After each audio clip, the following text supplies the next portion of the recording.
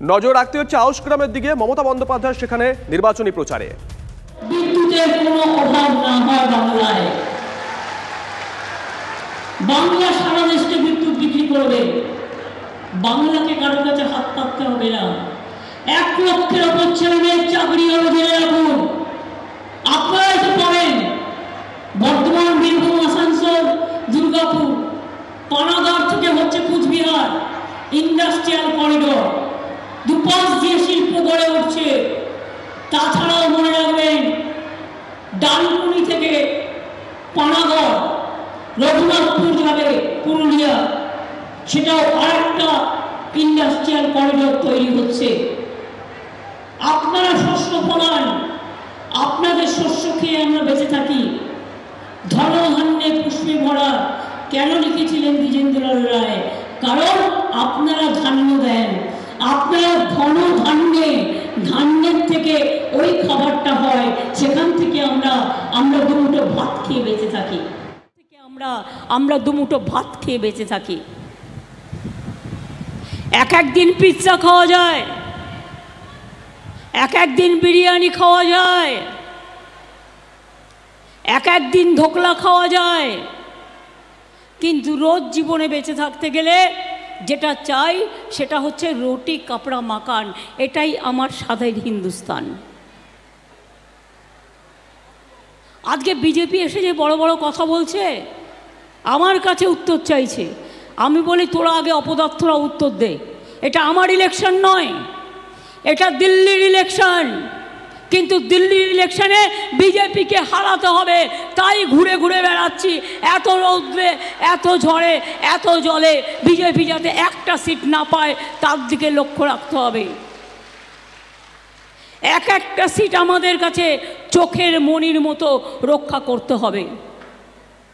বাংলায় বিজেপির দুটো চোখ, একটা কংগ্রেস আর একটা সিপিএম। এই দুটোকে দাঁড় করায় কেন জানেন? যদি কিছু ভোট কাটা যায় টাকা দিয়ে, যদি কিছু ভোট কাটা যায় ভাঙিয়ে দিয়ে, যদি কিছু ভোট কাটা যায় তাহলে তৃণমূলের ভোট থেকে কিছু ভোট চলে যাবে, তাহলে যদি জিততে পারে। এটা হচ্ছে ওদের মনস্কামনা। আপনারা জানেন দীর্ঘদিন ধরে কেষ্টকে আপনারা কত ভালোবাসতেন, মাটির ছেলে। ওর অগুণ কী আছে আমি জানি না, কেসে কী আছে আমি জানি না, সেটা আইনের পথে চলবে। কিন্তু একটা গরিব লোক যদি ওর কাছে গিয়ে দাঁড়াতো, ও কিন্তু কাউকে কোনোদিনও ফিরিয়ে দিত না। আর জেলাটা ছিল ওর হাতের মুঠোয়। আমি অ্যাডমিনিস্ট্রেটিভ রিভিউ মিটিং করতে গিয়ে দেখেছি কিভাবে ও কাজ করত। প্রতি ইলেকশনে ওকে নজরবন্দি করে রেখে দিত, যাতে ও ইলেকশনের দিন বেরোতে না পারে। চাদুর বাড়িতেও রেড করলো, যে কোনো কারো বাড়িতে রেড করতে পারে।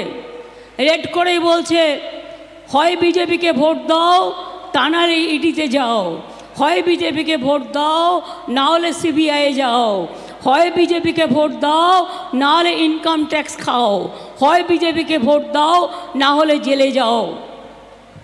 আমি ওদের বলি, এই সরকারকে আপনারা রাখতে চান?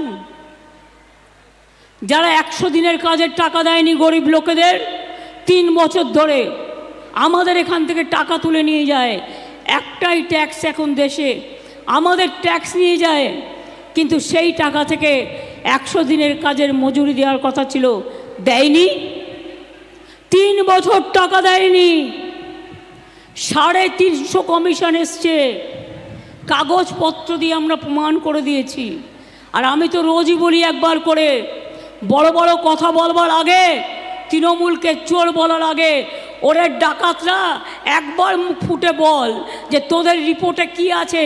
মহারাষ্ট্রের রিপোর্ট বের কর, উত্তরপ্রদেশের রিপোর্ট বের কর, বিহারের রিপোর্ট বের কর, আর বাংলার রিপোর্ট বের কর, এবং সাথে সাথে এজির রিপোর্টও বের কর।